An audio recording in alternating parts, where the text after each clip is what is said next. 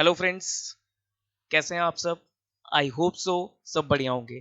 I welcome you all to the video lectures of CA intermediate paper number 6 auditing and assurance, या फिर आप कह सकते हो सीए इंटरमीडिएट ग्रुप 2 का पेपर नंबर 2 ऑडिट की वीडियो लेक्चर्स में आप लोगों का स्वागत है। My self Varun Jain and I am chartered accountant by profession. पिछले लगभग 8 साल से मैं सीए के स्टूडेंट्स को पढ़ा रहा हूँ। सीए फाउंडेशन लेवल पे, इंटर लेवल पे, फाइनल लेवल पे, तीनों लेवल पे मैं पढ़ा रहा हूँ। My main areas are accounts and audit. Accounts और ऑडिट की क्लासेस मैं जनरली लेता हूँ, ये मेरे मेन एरियाज हैं और लगभग 8 साल का एक्सपीरियंस है मुझे पढ़ाने का। तो आज हम यहाँ पर वीडियो लेक्चर स्टार्ट करने जा रहे हैं about CA intermediate auditing and assurance. आइए जी, तो लेट्स स्टार्ट। तो आपका पेपर नंबर 6 है ऑडिट एंड एश्योरेंस, या फिर आप कह सकते हो कि सर ग्रुप टू का यह आपका पेपर नंबर 2 है। सी इंटरमीडिएट ग्रुप 2 का पेपर नंबर 2 है। 100 मार्क्स का आप लोगों का ये पेपर है and this is very very interesting. बहुत ही ज्यादा इंटरेस्टिंग पेपर है। कई बार आप में से काफी बच्चों ने सुना होगा सर ऑडिट के पेपर में मार्क्स नहीं आते, या ऑडिट बड़ा बोरिंग सब्जेक्ट है, थ्योरेटिकल सब्जेक्ट है, पढ़ने में मजा नहीं आता। लेकिन ऐसा कुछ भी नहीं है, ये सब गलत बातें हैं।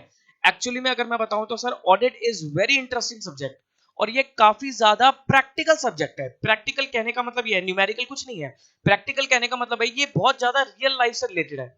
और अगर मैं आपकी बात करूं सर, चार्टर्ड अकाउंटेंट को ये सब्जेक्ट तो बहुत अच्छे से पढ़ना पड़ेगा, क्योंकि क्वालिफाई करने के बाद आपको जो काम करने का मेन एरिया मिलेगा वो यही मिलेगा।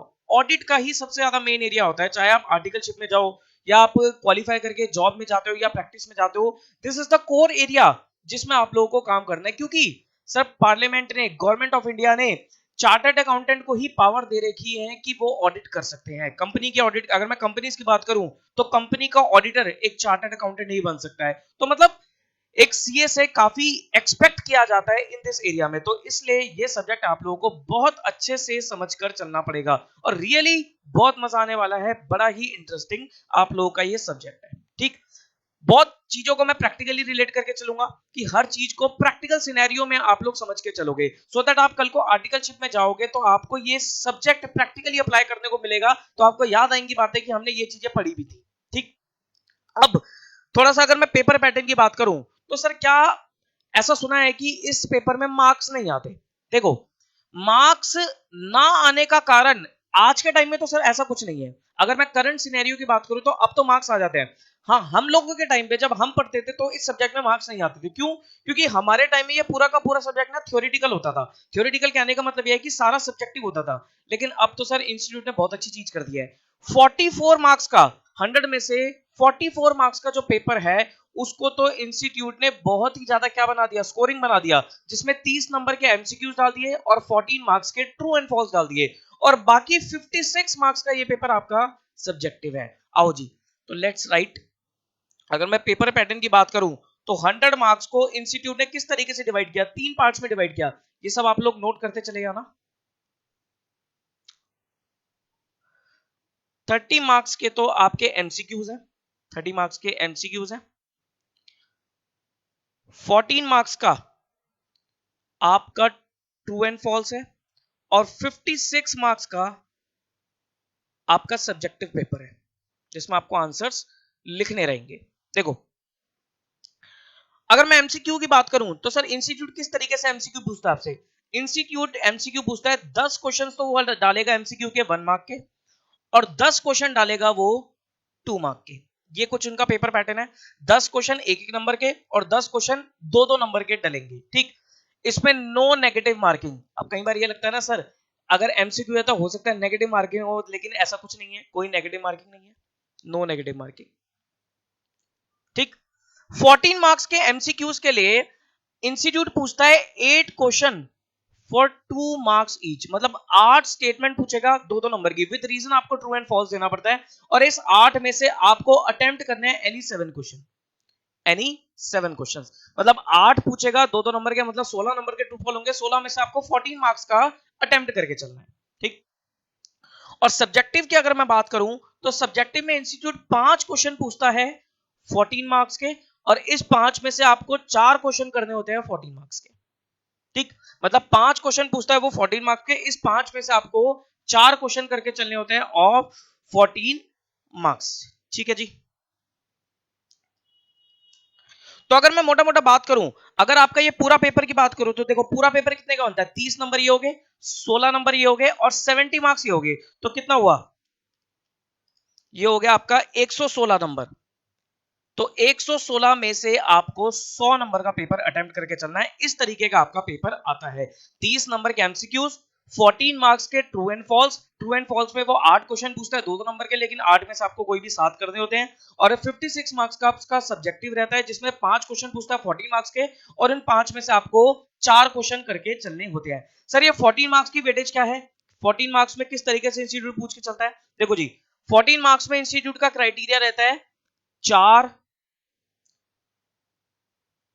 3 3 4 ऐसे क्वेश्चन पूछता है। मतलब इसको ना 14 मार्क्स को पार्ट्स में डिवाइड कर दिया जाता है। पार्ट्स में कैसे डिवाइड किया, 2 क्वेश्चन 4-4 नंबर के और 2 क्वेश्चन 3-3 नंबर के, इस तरीके से पूछता है। 14 मार्क्स की वेटेज है, 2 क्वेश्चन 4-4 नंबर के और 2 क्वेश्चन 3-3 मार्क्स के आपके 14 मार्क्स के पूछे जाते हैं। अच्छा ये 4-3-3-4 इसमें भी कुछ अपना फर्दर डिवीजन है, इसमें भी फर्दर डिवीजन है। इन सब्जेक्टिव क्वेश्चन में से 3 पार्ट्स बनेंगे। किस टाइप के 3 क्वेश्चन आएंगे, केस स्टडी भी आ सकता है, डायरेक्ट क्वेश्चन भी आ सकता है और स्टेटमेंट बेस्ड क्वेश्चन भी आ सकता है।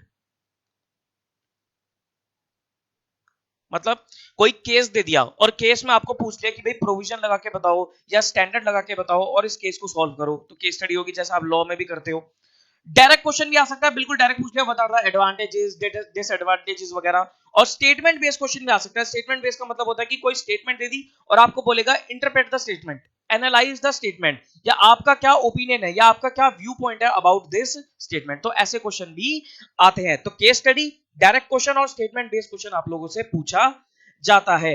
ज्यादातर अगर मैं बात करूं तो ज्यादातर इंस्टीट्यूट केस स्टडी और स्टेटमेंट बेस्ड क्वेश्चन को प्रेफर करता है। डायरेक्ट क्वेश्चन सर बहुत कम आते हैं, एक दो चैप्टर है जिसमें डायरेक्ट क्वेश्चन बनते हैं, लेकिन बाकी ओवरऑल देखा जाए तो डायरेक्ट क्वेश्चन इतने नहीं आते। ज्यादातर इंस्टीट्यूट केस स्टडी और स्टेटमेंट बेस्ड क्वेश्चन ही पूछता है। तो यह आपके ऑडिट पेपर का पैटर्न है, किस तरीके से आप लोगों का पेपर डिजाइन किया जाता है। अभी मैं ज्यादा डिटेल में तो नहीं जा सकता, क्योंकि वो मैं आपको पूरा कोर्स खत्म होने के बाद बताऊंगा कि कहां से क्या एरिया पूछा जाता है। ठीक, तो ये आपका एक ओवरऑल पेपर पैटर्न है, जैसे इंस्टीट्यूट पेपर पूछकर चलता है। और सर स्कोर करना मैं आराम से बता रहा हूं, आप बड़ी आराम से इस पेपर में एग्जामिनेशन स्कोर कर सकते हैं। ठीक है जी, तो ये पेपर पैटर्न हुआ। दूसरी चीज, 60 प्लस स्कोर करना, 60 प्लस स्कोर करना इजी है। एग्जामिनेशन स्कोर करना इस पेपर में आज के टाइम में बहुत आसान है। क्यों, क्योंकि 44 मार्क्स तो वैसे स्कोरिंग है। अगर देखो 44 में से आप ना करते हुए भी 30 नंबर ले आते हो, 30 नंबर लिया तो बाकी 56 में से भी 30 नंबर लाना कोई बहुत बड़ी बात नहीं होती है। 44 में से सर बच्चा 40 नंबर भी लिया था, और फिर उसके बाद 56 में से 20 नंबर लाना कोई बहुत बड़ी बात थोड़ी ना है। लेकिन लेकिन एक चीज ध्यान रखना पड़ेगा, वो 44 मार्क्स को स्कोर करने के लिए आपको एक एक लाइन अच्छे से पढ़नी पड़ेगी। आपको एक एक लाइन अच्छे से पढ़नी पड़ेगी, मतलब स्टडी मटेरियल की एक एक लाइन, एक एक वर्ड आपको पता होना चाहिए, क्योंकि एमसीक्यू ट्रू फॉल्स किसी भी लाइन से बना दिया जाता है। तो एक एक लाइन, एक एक वर्ड आप लोगों को पढ़ के चलना पड़ेगा अच्छे से। ठीक, पढ़ने के लिए आपको कौन सा बुक्स, कौन सी चीजें रेफर करनी है। देखो मैं अपनी क्लासेस में इंस्टीट्यूट का आईसीएआई का स्टडी मटेरियल ही कंप्लीटली रेफर करूंगा। ठीक है जी, पहले ही मैं आप लोगों को बता देता हूं, सर मैं आपको इंस्टीट्यूट के स्टडी मटेरियल से ही पढ़ाऊंगा।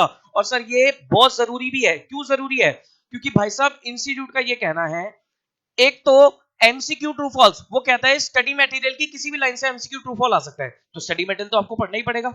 और दूसरी चीज, उनका ये कहना है कि बच्चा जो भी आंसर लिख रहा है वो स्टडी मटेरियल की लैंग्वेज से मैच करता हुआ होना चाहिए। अगर स्टडी मटेरियल की लैंग्वेज को या स्टडी मटेरियल में जो वर्ड्स दिए हैं उन वर्ड्स को यूज करके आपने आंसर लिखा है, तो आपको अच्छे नंबर मिलेंगे। लेकिन अगर आप स्टडी मटेरियल के बेसिस पर आंसर नहीं लिख के आ रहे हो, तो आपको नंबर इतने अच्छे नहीं मिलेंगे। इसलिए व्हाई टू टेक रिस्क, हम स्टडी मटेरियल से ही पढ़ाई करके चलेंगे। और स्टडी मटेरियल सर बहुत बढ़िया डिजाइन है, मैं आपको दिखाऊंगा जब क्लासेस स्टार्ट होगी। इतना बेहतरीन तरीके से स्टडी मटेरियल डिजाइन किया है, आपको कोई बुक रेफर करने की जरूरत नहीं पड़ेगी। मार्केट में कई सारी बुक्स आती हैं, लेकिन अगर आप ठीक से चेक करोगे ना, तो वो बुक्स भी कुछ नहीं है सर, स्टडी मटेरियल की कॉपी पेस्ट है। अगर मैं भी अपनी कोई बुक लॉन्च कर दूं, तो वो बुक कुछ नहीं है, मैं स्टडी मटेरियल से ही उठा के यहाँ पर मैटर डालूंगा। तो जब मुझे मैटर ही कॉपी पेस्ट करना है, तो बेटर यही रहेगा ना, स्टडी मटेरियल से कर लो। स्टडी मटेरियल से डायरेक्टली पढ़ेंगे तो कॉन्फिडेंस भी रहता है कि हाँ मैं स्टडी मटेरियल करके जा रहा हूं। स्टडी मटेरियल में ही क्वेश्चंस दे रखे होते हैं, एमसीक्यूज दे रखे होते हैं, बीच में केस स्टडीज दे रखी होती है, उनको बहुत अच्छे से करके चलेंगे सो दैट आपको पता लग जाए कि हाँ कॉन्फिडेंस रहेगा कि मैंने कुछ किया है। ठीक, स्टडी मटेरियल के साथ साथ आपको पास्ट 4 अटेम्प्ट की आरटीपीज जरूर करनी है। ये सब बात की बातें हैं, खैर आरटीपीज वगैरह ये सब आप कोर्स खत्म होने के बाद करोगे कि जो भी आपका अटेम्प्ट है, मान लो आपका अटेम्प्ट है May 21, तो May 21 से पहले मतलब May 21 को इंक्लूड करके 4 आरटीपीज आप लोगों को करके चलनी है। ठीक, उसके बाद पास्ट एग्जाम के पास्ट 4 एग्जाम के पेपर भी आप लोगों को करके चलने, पास्ट 4 एग्जाम के क्वेश्चन भी आपको करके चलोगे। जैसे मान लो May 21 अटेम्प्ट है तो नवंबर 20 में क्या आया, उसके बाद May 20 तो अटेम्प्ट ही हुआ था, नवंबर 19 में क्या आया, मतलब वो 4 एग्जाम क्वेश्चंस आप लोगों को जरूर देखकर जाने हैं। और मॉक टेस्ट पेपर भी आप लोग करके चलोगे। तो अगर आप इतना कर लेते हो अच्छे से, अगर आप इतनी चीजें अच्छे से कर लेते हो तो सर बहुत अच्छे नंबर आएंगे। इंस्टीट्यूट पेपर यहीं से घुमा फिरा के पूछना है, उसको यहीं से ही घुमा फिरा के पेपर पूछना है, तो इसी को हम बहुत अच्छे से करके चलेंगे। हमारा जो बेस रहेगा पढ़ने का वो इंस्टीट्यूट का स्टडी मटेरियल ही रहेगा, स्टडी मटेरियल के बेसिस पे ही हम लोग पढ़कर चलेंगे। लेकिन हाँ आपको एक चीज ध्यान रखनी पड़ेगी, मैं स्टडी मटेरियल आपको साथ साथ पढ़ाऊंगा और आपको लेक्चर खत्म होते ही उस टॉपिक के शॉर्ट नोट्स जरूर बना रहे हैं। मैं लिख देता हूं यहां पर, शॉर्ट नोट्स जरूर बनाने हैं आपको। अब ये बहुत इंपॉर्टेंट है, ये बहुत इंपॉर्टेंट है सर, शॉर्ट नोट्स कैसे बनाने हैं हमें। देखो मान लो आपने पढ़ा, लेट अस से टॉपिक पढ़ा लेक्चर में ऑब्जेक्टिव ऑफ ऑडिट और एडवांटेजेस ऑफ ऑडिट। ठीक, तो जब आपने वीडियो देखी, वीडियो खत्म होने के बाद जब आप उसे रिवाइज करोगे तो ऑब्जेक्टिव्स में कितने पॉइंट है उन पॉइंट्स को लिख लिया, एडवांटेजेस में कितने पॉइंट है उनको याद करा और उनको लिख लिया। मतलब जब आप शॉर्ट नोट्स बना लोगे ना तो आई गारंटी यू आपको हमेशा वो चीजें याद रहेंगी। और एग्जाम का जो टाइम होता है, जब 1.5 दिन मिलता है तो 1.5 दिन में पूरा स्टडी मटेरियल नहीं पढ़ सकते, वहां पर आप लोगों के शॉर्ट नोट्स काम आते हैं, वहां पर ये शॉर्ट नोट्स काम आते हैं। कुछ बच्चे नहीं बनाते, कहते हैं सर हम बाद में स्टडी मटेरियल से पढ़ेंगे। भाई साहब उनका 1.5 दिन में फिर सिलेबस रिवाइज नहीं हो पाता, क्योंकि आप खुद सोचो ना, पूरी बुक 1.5 दिन में पढ़ना, पूरा स्टडी मटेरियल 1.5 दिन में पढ़ना कोई मजाक थोड़ी ना। तो आप पहले से ही मैं आप लोगों को तैयार करके चलूंगा, शॉर्ट नोट्स साथ साथ बनाते चलो सो दैट आपको रिवीजन करने में बहुत आसान रहेगा, और बार बार लिखोगे आपको याद रहेगा। अब शॉर्ट नोट्स बनाने का तरीका है, आप चार्ट फॉर्म में बना सकते हो, आप टेबुलर फॉर्म में बना सकते हो, आप पॉइंटर्स बना सकते हो, वो आपकी मर्जी है, आप जैसे मर्जी बनाओ। मान लो आप चार्ट फॉर्म में बनाओगे कि भाई चार्ट फॉर्म में कहने का मतलब हुआ कि आपने लिखा ऊपर ऑब्जेक्टिव, ठीक है, ऑब्जेक्टिव क्या आपने बना दिया कि भाई ये 4 ऑब्जेक्टिव है, ठीक है, ये इसके अंडर आपने लिख दिया कि हाँ इसका मतलब ये होता है, ये होता है, ये होता है, मतलब ये भी एक तरीका होता है। अगर आपको टेबुलर फॉर्म में बनाना है, मान लो ऑब्जेक्टिव है, आपने एक टेबल बना दी और टेबल में आपने ये पॉइंट्स लिख दिए। डायग्राम फॉर्म में बनाना है, जैसे मर्जी आपको बनाना है, वो आपके ऊपर है, समझ में आना चाहिए। मतलब आप अपने शॉर्ट नोट्स अपने हिसाब से तैयार करो सो दैट 1.5 दिन में आप उसको अच्छे से रिवाइज करके चलो, वो बहुत ही ज्यादा जरूरी है। वन टाइम तो मैं आपको स्टडी मटेरियल की एक एक लाइन पढ़ाऊंगा, आपको एक एक लाइन पढ़नी है क्योंकि एमसीक्यू ट्रू फॉल्स के लिए, लेकिन बाद में साथ साथ आपको मतलब साथ साथ आप शॉर्ट नोट्स बनाओगे तो बाद में एंड टाइम पे आपको रिवीजन करने में बहुत ज्यादा आसानी मिलेगी, बहुत ज्यादा मदद मिलेगी। ठीक, तो ये चीज जरूर ध्यान रख के चलना शॉर्ट नोट्स की। ठीक, और कुछ बातें, अगर मैं अपने लेक्चर की ड्यूरेशन की बात करूं तो मेरा जो लेक्चर रहता है वो 1 घंटे से ऊपर नहीं होता, 1 से सवा घंटा, इससे ऊपर आपको लेक्चर नहीं मिलेगा। सिर्फ कंपनी ऑडिट के कुछ लेक्चर्स हैं वो मैंने 1.5 घंटे करे क्योंकि वो टॉपिक स्ट्रेच हो गया था, अदरवाइज 1 से सवा घंटे में आपका पूरा पूरा लेक्चर खत्म हो जाता है। 1 से सवा घंटे ही मैंने ड्यूरेशन क्यों रखी सर, इससे ऊपर वीडियो पढ़ने में ना कंसंट्रेशन नहीं बनती। आप 1 सवा घंटे के लिए तो कंसंट्रेशन बना लोगे, उसके बाद बेटर रहेगा कि आप खुद रिवाइज करो। जैसे 1 सवा घंटे आपने एक टॉपिक कंप्लीट किया और उसको रिवाइज किया, फिर आप 1 सवा घंटे की वीडियो देखो फिर रिवाइज करो, ऐसे करके आप लोग शेड्यूल बनाओगे। ठीक, कंपनी ऑडिट का बस टॉपिक है, उसमें डेढ़ घंटे की मैंने वीडियो बना रखी क्योंकि वो थोड़े से क्या थे, कुछ छोटे टॉपिक्स थे, वो मेरे को एक ही बात साथ में खत्म करने थे, इसलिए वो मैंने थोड़ी एक्सटेंड कर ली, वहां पर इतनी दिक्कत आती भी नहीं है। बाकी अदर टॉपिक्स होते हैं उसमें 1 सवा घंटे से ऊपर बच्चा को थोड़ा सा बोरियत फील होती है, इसलिए 1 सवा घंटे से ऊपर का मैंने लेक्चर रखा ही नहीं है। ओवरऑल अगर ड्यूरेशन की बात करूं, पूरे कोर्स की ड्यूरेशन की बात करूं तो लगभग ये आपका 60 से 70 आवर्स के बीच में आपका खत्म हो जाएगा। अभी एग्जैक्टली तो मैंने कैलकुलेट नहीं किया, तो मोटा मोटा 70 आवर्स आप रफली लेके चलो आइडिया कि 70 आवर्स के अंदर अंदर आप लोगों का ये पूरा पूरा कोर्स खत्म हो जाएगा। सर आराम से हो जाएगा, बहुत अच्छे से हो जाएगा, बहुत अच्छे से हो जाएगा। और आप फिर खुद ही अप्रिशिएट करोगे सर आपने स्टडी मटेरियल की एक एक लाइन पढ़ाई है, एक एक वर्ड पढ़वाया है, हमें जरा सी भी दिक्कत नहीं आएगी। कहीं से भी कुछ भी आपको वो पॉइंट पूछेगा ना, आपको याद रहेगा। लेकिन एक चीज ध्यान रखनी है सर, आपको ये चीज जरूर खुद करनी है, शॉर्ट नोट्स साथ साथ बनाते चले जाना। टॉपिक पढ़ा, उसके पॉइंट्स लिख लिए, टॉपिक पढ़ा, याद करा, पॉइंट्स लिखे। लिख लिख के थ्योरेटिकल सब्जेक्ट याद हो जाते हैं। वैसे पढ़ते रहोगे तो आपका रिटेंशन पावर इतनी नहीं बन पाएगी, क्योंकि बहुत सारी चीजें हैं भाई साहब, आपको काफी सारी चीजें पढ़नी है। आपको टैक्स भी याद रखना है, आपको लॉ भी याद रखना है, आपको ऑडिट भी याद रखना है, आपको ईआईएस भी याद रखना है, आपको अकाउंटिंग स्टैंडर्ड्स भी याद रखना है। क्या क्या याद रखोगे? तो बेटर यही है कि लिख लिख के करो। जितनी चीजें आप पेपर पे लिख लोगे उतनी चीजें आप लोगों को याद रहेंगी। तो please do make the short notes very carefully. आप मुझे चेक भी करवा सकते हो कि सर मैं इस तरीके से शॉर्ट नोट्स बना रहा हूँ, क्या ठीक है? मैं आपको बताऊंगा कि सर क्या इंप्रूवमेंट आपको रिक्वायरमेंट है, लेकिन बनाना खुद ही। ठीक, मैं यहां पर बनाऊंगा कोई फायदा नहीं है, मैं कॉन्सेप्ट पे फोकस करूंगा, मैं आपको टॉपिक समझाऊंगा। रिवीजन करते हुए शॉर्ट नोट्स आप लोग खुद अपने तैयार करोगे। ठीक, ओके। सर ऑडिटिंग में हमने सुना है कि कुछ स्टैंडर्ड्स होते हैं, स्टैंडर्ड्स होते हैं, कंपनी लॉ के सेक्शंस होते हैं, क्या वो हमें याद करने हैं? बिल्कुल याद करने हैं। आपको स्टैंडर्ड्स ऑन ऑडिटिंग, एसएस बोलते हैं इसे शॉर्ट में, एसएस, एसएस के नेम एंड नंबर याद करने हैं। नेम एंड नंबर याद करना है, क्यों? क्योंकि अगर आपको ऐसे का नाम और नंबर याद है ना, तो एक नंबर तो एग्जाम में उसी का ही होता है। मान लो कोई ऐसे से क्वेश्चन पूछा और आपको नाम नंबर अच्छे से पता है, 3 नंबर का क्वेश्चन पूछा और आपको नाम नंबर पता है, मान लो आपको कंटेंट नहीं पता, आप नाम नंबर लिख के भी आ रहे हो ना, तब भी आपको 1 नंबर मिल जाएगा। और दूसरी तरफ आपको कंटेंट अच्छे से पता है लेकिन आपको ऐसे का नाम नंबर नहीं पता, तो 1 नंबर तो वो गवा दिया, फिर कंटेंट में इंस्टीट्यूट अपने हिसाब से मार्क देगा। तो बेटर रहेगा कि सर ऐसे का नाम नंबर याद रखो। बहुत ज्यादा स्टैंडर्ड्स नहीं है, नाम नंबर याद रखो। कोई स्टैंडर्ड की कोई लिस्ट होगी, वो मैं क्या करूंगा, स्टैंडर्ड्स चैप्टर वाइज करेंगे हम। हर चैप्टर में कुछ कुछ स्टैंडर्ड्स हैं, हमें कोई अलग से स्टैंडर्ड्स की क्लास नहीं लगानी है। चैप्टर वाइज स्टैंडर्ड्स हैं। जैसे चैप्टर 1 है फॉर एग्जांपल, तो चैप्टर 1 में 200 की सीरीज आती है, फिर चैप्टर 2 में कुछ 200 300 की सीरीज आती है, चैप्टर 4 है उसमें 500 की सीरीज आती है। ऐसे हम चैप्टर वाइज स्टैंडर्ड करके चलेंगे, तो आपको याद भी रहेगा कि हाँ इस चैप्टर में ये सीरीज है।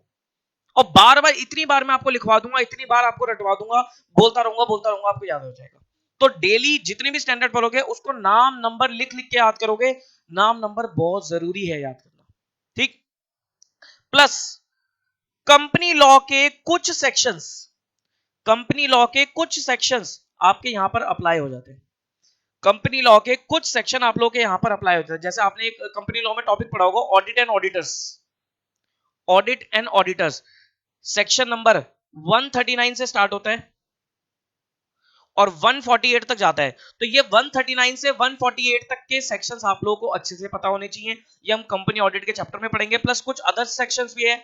जैसे 138 आएगा आपका, एक इंटरनल ऑडिट का सेक्शन आता है, 177 आता है आपका ऑडिट कमेटी का सेक्शन आता है। तो ये भी हम साथ साथ करेंगे, बट अगर मैं मेनली बोलूं तो 139 से 148 तक के आपको सेक्शंस ये अच्छे से याद करके चलने हैं। देखो कंपनी लॉ में भी आपने सेक्शन पढ़ोगे, ये टॉपिक कंपनी ऑडिट का आपने कंपनी लॉ में ही पढ़ा होगा।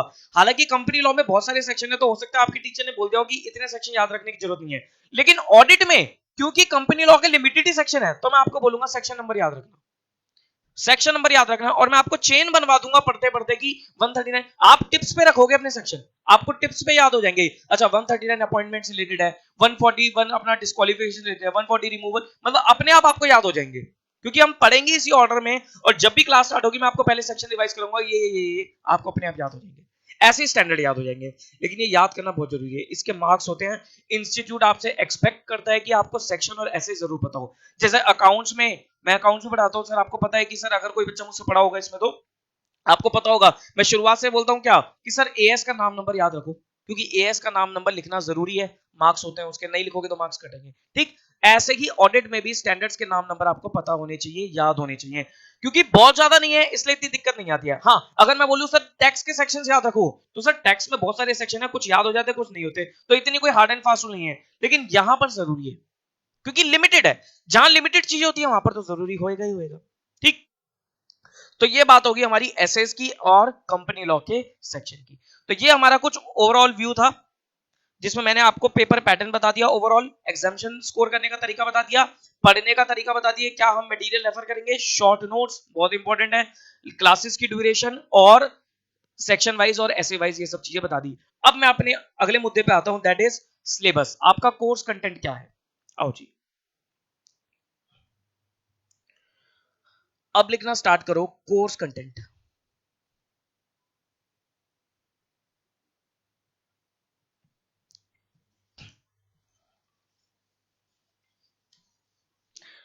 आपके कोर्स को इंस्टीट्यूट ने 13 चैप्टर्स में डिवाइड किया हुआ है, 13 चैप्टर में डिवाइड किया हुआ है, लेकिन मैं आपको सेट वाइज काम कराऊंगा। सेट वाइज मतलब पहले एक सेट में कुछ चैप्टर्स पकड़ूंगा, फिर अगले सेट में कुछ चैप्टर पकड़ूंगा, फिर अगले सेट में कुछ चैप्टर पकड़ूंगा। सेट वाइज हम काम करेंगे, सीरियल ऑर्डर में नहीं कर सकते और कोई भी सेट बीच में नहीं शुरू करा सकता। एक तरीका है, एक सिस्टमैटिक तरीका है जिस हिसाब से हम फर्स्ट टाइम पढ़ेंगे। देखो रिवीजन आप जैसे मर्जी करो, हालांकि रिवीजन का भी तरीका मैं बताता ही हूं, बाकी रिवीजन आप जैसे मर्जी करो उससे फर्क नहीं पड़ता, लेकिन जब आप चीजों को पहली बार पढ़ रहे होते हो तो एक ऑर्गेनाइज्ड मैनर होना चाहिए। तो वो ऑर्गेनाइज्ड मैनर मैं आप लोगों को यहां पर लिखवा रहा हूं, ध्यान से इसको नोट करना।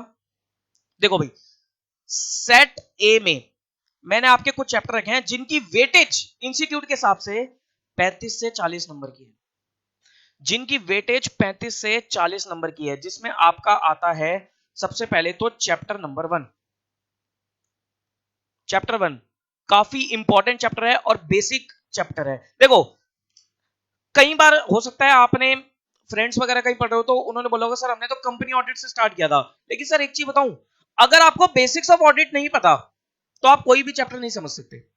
तो मैं आपको शुरुआत बेसिक ऑफ ऑडिट से ही कराऊंगा कि बेसिक ऑडिट क्या है, वो मैं आप लोगों को स्टार्ट कराऊंगा। ठीक, तो सेट ए में मैंने आप लोगों के लिए कुछ चैप्टर्स रखे like nature, objective and scope of audit. ये आपका सबसे बेसिक चैप्टर है और इसी चैप्टर में से इंस्टीट्यूट 10-12 नंबर का 10-12 नंबर तक का पेपर पूछता है इसी चैप्टर से। ये बेसिक है आपका कि ऑडिट क्या है, ऑडिट का नेचर क्या है, उसका ऑब्जेक्टिव क्या है, उसका स्कोप क्या है, इसी में से 10-12 नंबर का पेपर पूछा जाता है। तो ये this is most important chapter. ठीक, इसमें अगर मैं ऐसे की बात करूं तो सर ऐसे 200 की सीरीज लगती है, लाइक ऐसे 200 पढ़ोगे आप यहां पर, 210 पढ़ोगे, 220 पढ़ोगे, ये 3 स्टैंडर्ड आप लोग यहां पर पढ़ लेते हो। फिर हम करेंगे चैप्टर नंबर 2। चैप्टर नंबर 2 आता है आपका ऑडिट स्ट्रेटेजी,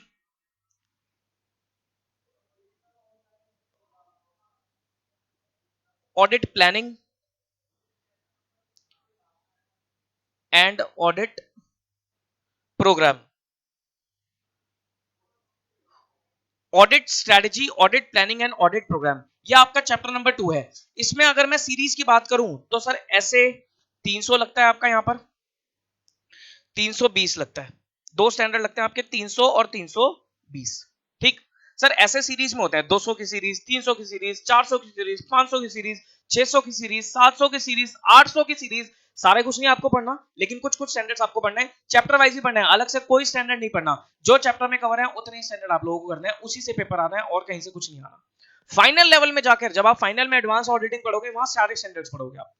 ठीक, तो ये आपका चैप्टर नंबर 2 हो गया, audit strategy planning and audit programme. देखो ये दोनों चैप्टर आपका बेस है, ये दोनों चैप्टर आपका बेस है, बेसिक ऑफ ऑडिट आपका यही दोनों चैप्टर में कवर होता है। ओके, फिर उसके बाद आप लोग पढ़ोगे चैप्टर नंबर 3। देखो चैप्टर 1 और 2 से, चैप्टर 1 से आपको ऑडिट के बारे में पता लगा, चैप्टर 2 से आपको ऑडिट की प्लानिंग के बारे में पता लगा कि भाई ऑडिट करने जा रहा हूं किस तरीके से करूंगा। ठीक, चैप्टर नंबर 3 में जब आप घुसे तब आप ऑडिट प्रोसीजर्स में जाओगे कि भाई ऑडिट एक्चुअली में मैं कर रहा हूं, क्लाइंट प्लेस। देखो ऑडिट करने एक तरीका है, पहले तो आप ऑडिट समझोगे कि ऑडिट क्या है, फिर आप ऑडिट करने जा रहे हो तो आप ऑडिट की तैयारी करोगे, प्लानिंग करोगे। ठीक, जैसे मान लो एक ऑडिट क्या है, ऑडिट एक क्रिकेट मैच है। ठीक, पहले आप क्रिकेट मैच को समझोगे, इसके रूल समझोगे, मैंने आपको रूल समझाया बेसिक चैप्टर में कि बेस क्या है। फिर आप क्या करते हो, क्रिकेट मैच की प्लानिंग करते हो कि भाई मेरा मैच है तो मैं मैच की प्लानिंग करूंगा, वो ऑडिट प्लानिंग होगी। फिर आप क्या करोगे फिर आप अपने प्रोसीजर्स करोगे, खेलना शुरू करोगे, उसे बोलते हैं हम audit documentation and audit evidence. भाई खेलते खेलते, ऑडिट करते करते आप कुछ डॉक्यूमेंट कलेक्ट करोगे, आप कुछ एविडेंसेस कलेक्ट करोगे, फिर आप उसको एनालाइज करोगे, जो आपका अगला चैप्टर आएगा रिस्क असेस करोगे, risk assessment and internal control. फिर आप क्या करोगे, और प्रोसीजर्स लगा के उसको फर्दर एनालाइज करोगे, और एंड में जाके क्या करोगे, आप रिपोर्टिंग करोगे। ये उसका चेन है, ये एक ऑडिट की चेन है कि पहले ऑडिट समझा, फिर ऑडिट की प्लानिंग करी, प्लानिंग करने के बाद मैंने प्रोसीजर्स लगाए, एविडेंस कलेक्ट करे, एविडेंस कलेक्ट करने के बाद मैंने असेसमेंट करी, रिस्क की असेसमेंट करी, रिस्क होने के बाद मैंने फर्दर कुछ प्रोसीजर्स लगा दिए, और उसके बाद मैंने क्या करा, अपनी रिपोर्ट तैयार कर दी और कम्युनिकेट कर दी to the management, TCWG and shareholders. ठीक, तो ये एक तरीका है, सब चीजें आप लोग समझोगे। तो इसलिए बेसिक चैप्टर से शुरुआत करोगे, आपके एग्जाम के लिए भी इंपॉर्टेंट है और ऑडिट समझने के लिए भी इंपॉर्टेंट है। तो चैप्टर नंबर 3 आता है आपका अगला, that is audit documentation and audit evidence. Audit documentation and audit evidence, इसमें अगर मैं ऐसे की बात करूं तो ऐसे आपके लगते हैं, इसमें एक 230 नंबर लगेगा। देखो ऊपर नीचे भी हो जाते हैं ऐसे, ऐसे नहीं कि सिर्फ 200 की सीरीज सिर्फ चैप्टर 1 में लगेगी, कई स्टैंडर्ड ऐसे होते हैं जो आपको अगले चैप्टर में काम आएंगे। जैसे यहां पर 230 लग गया, 230 के बाद मेनली यहां पर 500 की सीरीज लग जाती है, जिसमें आपका ऐसे 500 आएगा, 501 आएगा, 510 आएगा, 515 आएगा, 530 आएगा, 550 आएगा, 560 आएगा, 570 आएगा, 580 आएगा। ये छोटे छोटे स्टैंडर्ड्स है, ये छोटे छोटे से स्टैंडर्ड है जो आपकी यहां पर यूज होते हैं। ऐसे 230 के बाद 500 की सीरीज लग जाती है आपकी यहां पर, ठीक। चैप्टर आपका audit documentation and audit evidence. उसके बाद आपका चैप्टर नंबर 4 आता है, that is your risk assessment and internal control.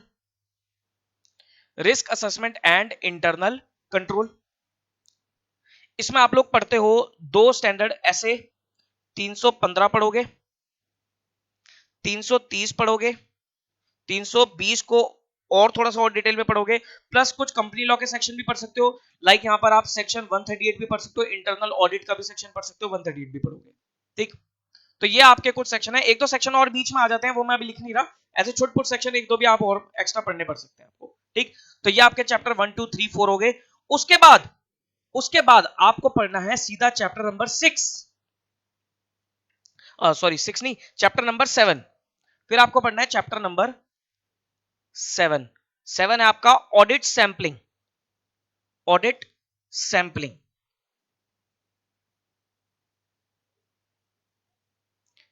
इसमें आपका ऐसे 530 आ जाता है, यहां पर मैंने 530 लगाया है। एक बार तो आप यहां पर भी इसका नाम पढ़ोगे, लेकिन डिटेल में जाकर आप यहां पर पढ़ोगे। ऐसे ही आपका एक आएगा standard analytical procedure. Analytical procedure में भी आप लोग एक बार तो यहां पर पढ़ोगे, ऊपर पढ़ोगे 580 को, 580 है उसका, एक बार ऊपर पढ़ोगे और उसको डिटेल में जाकर आपका पूरा पूरा चैप्टर है। तो ऑडिट सैंपलिंग पढ़ोगे और उसके बाद पढ़ोगे chapter number 8, that is your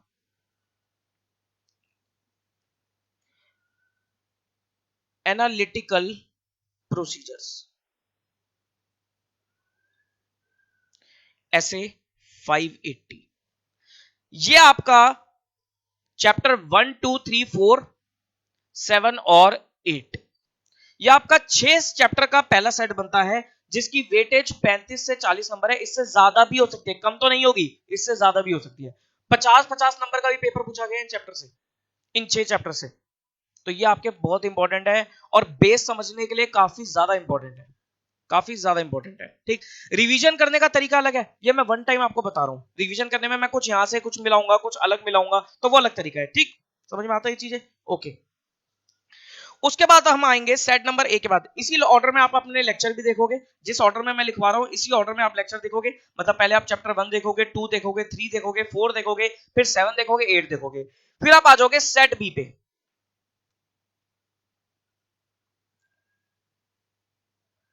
set B पे आओगे, ठीक।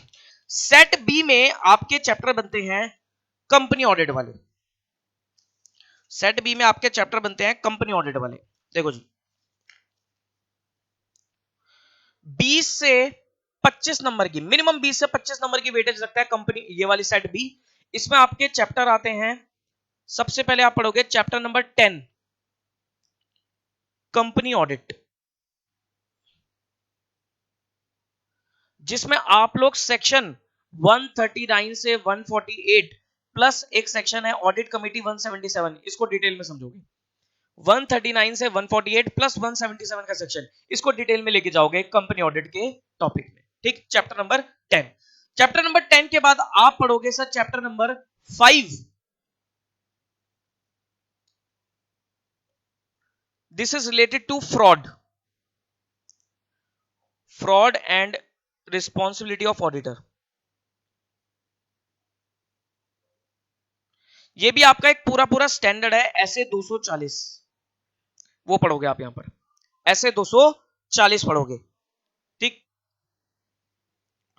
और इसके बाद आप पढ़ोगे chapter number 6, that is your audit report. हालांकि एक काम करो, इसको ऊपर नीचे कर लेते हैं, चैप्टर नंबर 6 को मैं पहले पढ़ाऊंगा आपको।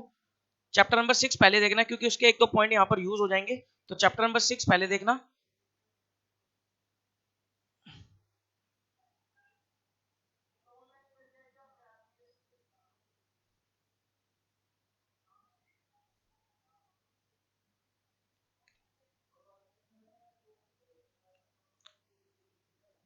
देखो चैप्टर नंबर 6 ऑडिट रिपोर्ट, ये आप लोग पहले पढ़ के चलोगे, audit report, this is very important chapter. इसी में एक आपका एक ऑडिट रिपोर्ट ऑर्डर होता है जिसे हम कारो बोलते हैं, कारो पढ़ के चलोगे, ऑडिट रिपोर्ट प्लस कारो।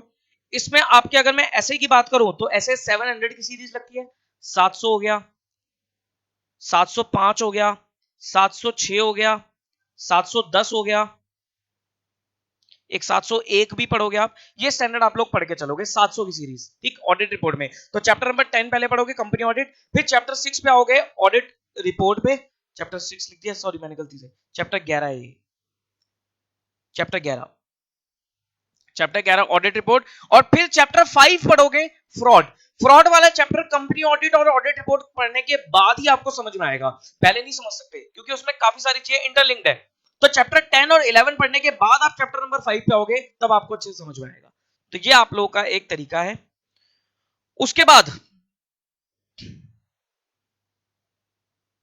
सेट सी बनाओगे आप, सेट नंबर सी, इसमें आप लोग रोकोगे दो चैप्टर, जिसकी वेटेज है सर लगभग 5 से 10 नंबर की, 5 से 10 नंबर की, जिसमें आपका एक आता है चैप्टर नंबर, देख रहा हूं एक बार मैं नंबर को, मेरे को याद नहीं है, चैप्टर 12, और ऑटोमेटेड वाला, ऑटोमेटेड का है चैप्टर 6, ठीक है, चैप्टर 6 जिसका नाम है ऑडिट अंडर ऑटोमेटेड एनवायरनमेंट, और एक है आपका chapter number 12, that is your bank audit, bank audit. ये दोनों चैप्टर आप सेट नंबर सी में रख के चलोगे, लगभग 5 से 10 नंबर का इस पे क्वेश्चन आता है, 5 का भी आता है, 8 का भी आता है, 10 का भी आ सकता है, मतलब दो पार्ट्स, दोनों में से एक एक क्वेश्चन लगा के चलो। तो ये आप दोनों चैप्टर आप सेट नंबर सी में करके चलोगे, ठीक। और last, last is your set number D, set number D, इसकी वेटेज है 10 टू 15 मार्क्स, 10 से 15 नंबर, जिसमें आपके चैप्टर नंबर 9 आएगा और चैप्टर नंबर 13 आएगा। 9 आपका है audit of items of financial statements, और एक आएगा आपका audit of different types of entities.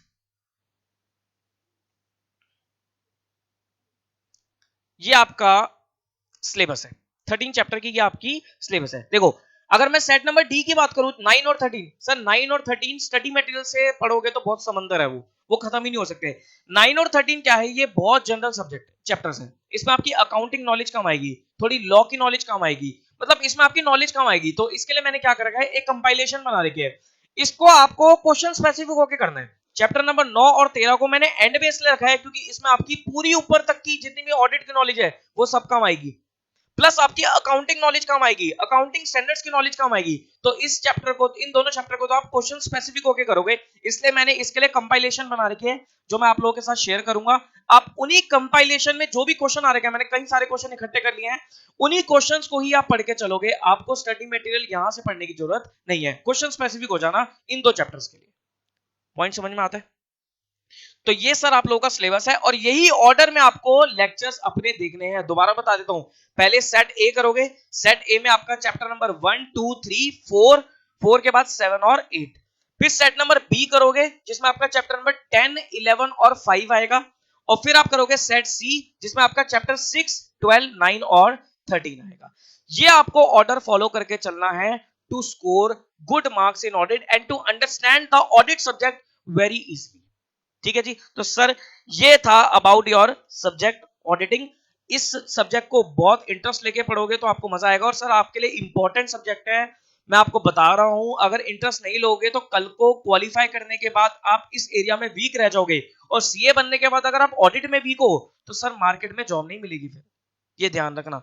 मतलब अपनी प्रैक्टिस भी ढंग से नहीं कर पाओगे, क्योंकि सीए का मेन एरिया ही ऑडिट है। अगर सीए को ही बोल दिया जाए कि उसको ऑडिट नहीं आता तो सर फिर ऑडिट आता किसको है? पॉइंट समझ में आता है? तो आपको ये एरिया बहुत अच्छे से समझकर चलना है, एक एक वर्ड एक एक चीज को ध्यान से समझोगे।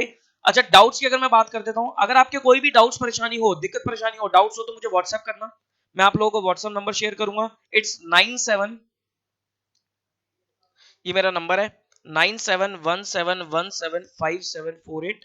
आप मुझे व्हाट्सएप करना, आपको व्हाट्सएप पे आपके डाउट रिजॉल्व करे जाएंगे। लेकिन एक चीज ध्यान रखना, डाउट तभी रेस करना जब आपका पूरा चैप्टर कंप्लीट हो। ऐसा ना हो कि सर एक लेक्चर देखा और आप कहते हो कि सर ये चीज समझ में नहीं आ रही। नहीं, कई बार क्या होता है कि हम पूरा चैप्टर कंप्लीट करने के बाद ऑटोमेटिकली हमारा डाउट रिजॉल्व हो जाता है। तो बेटर रहेगा चैप्टर कंप्लीट कर लो पूरा, उसके बाद इकट्ठे बोलो कि ये चैप्टर में मेरे को ये पॉइंट समझ में नहीं आया, फिर मैं आपको समझाऊंगा। तो चैप्टर वाइज डाउट लोगे तो ज्यादा बेटर रहेगा, लेक्चर वाइज डाउट नहीं होते, डाउट हमेशा चैप्टर वाइज रहते हैं।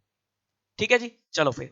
तो ये था about introduction to this subject. अब नेक्स्ट वीडियो से आप लोग अपनी क्लासेस स्टार्ट कर दोगे, जिसमें आप स्टार्टिंग किससे करोगे? चैप्टर नंबर 1 से, दैट इज बिल्कुल basic chapter and important chapter, nature, objective and scope of audit. Study material अपने साथ रखना, क्योंकि स्टडी मटेरियल से ही हमें पढ़ना है। और एक रजिस्टर मेंटेन कर लेना, जिसमें साफ साफ नीट एंड क्लीन आप लोग क्या करोगे? अपने शॉर्ट नोट्स बनाते चले जाओगे। ठीक है जी, चलो फिर, thank you very much. Continue करेंगे आप अगली वीडियो में। Till then take care of yourself, bye bye.